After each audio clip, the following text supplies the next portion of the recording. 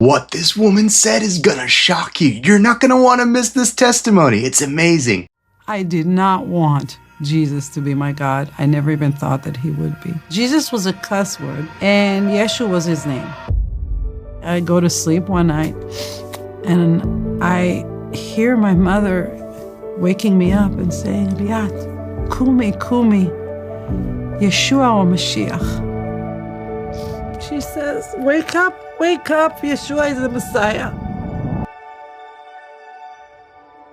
Hi, my name is Liat. I was born and raised in a suburb of Tel Aviv, in Bat Yam. Right after I finished my military service, I decided to travel to the United States. And then I met my husband, who was not Jewish, but it didn't matter to me. There was a connection. We both were seeking God, and everybody in the family was worried, how are you going to raise kids? And, where you're Jewish and he's Christian. But I was very stubborn, and I was convinced that you can do it if in a spiritual way, where we just both respect each other's holidays and each other's practices and all that. He really respected, my choice to seek my spiritual roots and to understand them. Our son was turning 13, and I really wanted him to be bar mitzvah. So the only place that let us have his bar mitzvah was an Orthodox Jewish organization. And they were so sweet, and they were so welcoming, and I thought maybe that's what I need to do.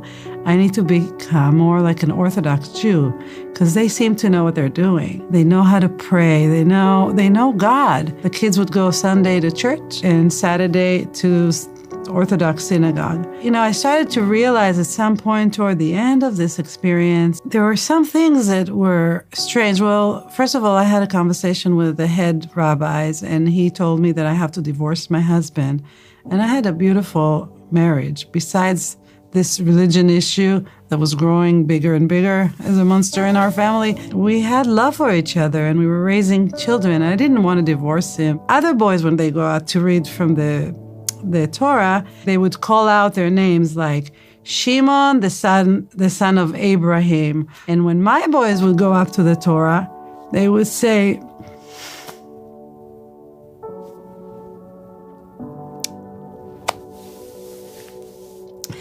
Noach Eliyahu, the son of Liat. Slowly I realized that as far as they're concerned, Greg, my husband, doesn't count as their father, and that was very hurtful. I went to Judaism to find God, and I didn't find him through all these rituals.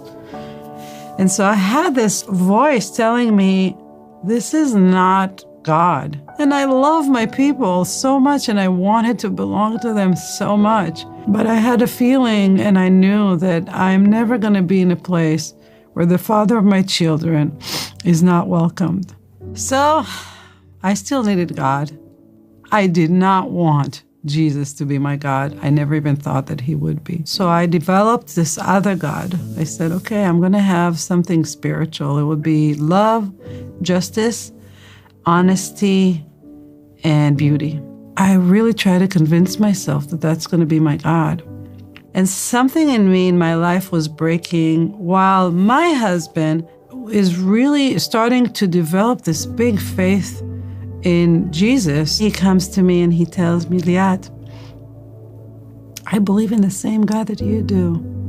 I believe in the God of Abraham, Isaac, and Jacob. So I told him, well, if you do believe in the same God that I do, why can't you just be Jewish? Why can't you just forget about Jesus and all this stuff and be Jewish, and then we can just have a wonderful life together? And in the house, Jesus becomes the enemy.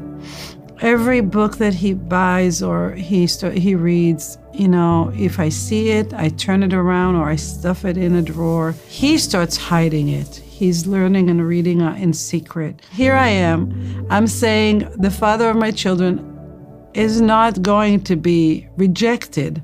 I am starting to reject him. I'm rejecting him. I'm hitting a place where I'm working really hard to be good, but I'm realizing that I'm really not good at all. That God that I invented is not saving me. I need someone to save me from this, and I don't know how. and I'm breaking down. I go to sleep one night, and I hear my mother waking me up and saying, Liat, kumi, kumi, Yeshua or Mashiach.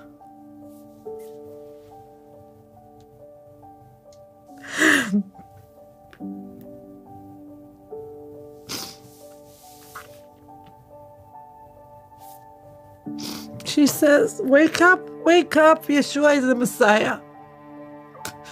That morning I woke up, something changed me. That was not a dream. I know it was not a dream because first of all, I didn't know who Yeshua was. I never heard that name. But I know she was talking about Jesus for some reason. I didn't know who was it. And then the next night I go to sleep and Greg was telling me, Liat, you're yelling Yeshua, Yeshua through your sleep. I knew that what he was saying was right. I just was afraid, that what is he going to think about me? I told him, I think I believe in Yeshua. The next night, I went on my knees and I said, Abba, Adonai, if this is true, could you give me one more dream? I don't know. I said, could you give me one more dream? And I went to sleep and I had one more dream. And I woke up and I knew, I said, this is it. I know that Jesus is my Messiah. And then I knew that was what was missing, that in that fork that I arrived to, is that I was bad. And it was not that I was bad. I knew that I was not a murderer. I was not a thief, but I could never be on that level that is expected of me. No matter how much I tried, no matter how I exhaust myself, I couldn't. And that I needed a Messiah. I needed someone to save me from that. The first thing that I did, that I woke up that morning after my third dream, is I wrote in Hebrew. I went to the computer. I didn't want any American, any English-speaking person to tell me about Yeshua. So I went on the computer and I wrote in Hebrew, Lama Yeshua. And I wrote, why Yeshua? And One for Israel came. And One for Israel and all One for Israel's angels started to explain to me things that I didn't understand. One of my biggest fears was that I will lose my Judaism because I love being Jewish. They explained to me how Jewish believing in Yeshua is. And I did, for the first time in my life, I finally felt more Jewish than I've ever felt in my life. All of a sudden, also the gap between me and my husband was gone. I felt like, wow, I can see so clearly now. I was just a new person. I went to sleep hating Jesus. I woke up loving Yeshua. I don't know how to explain it.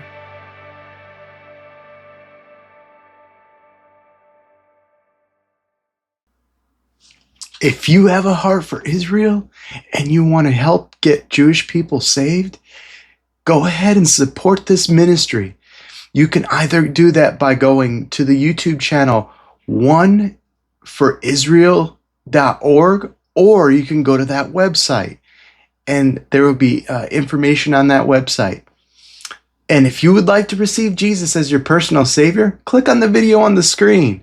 And don't forget to subscribe for more videos like these.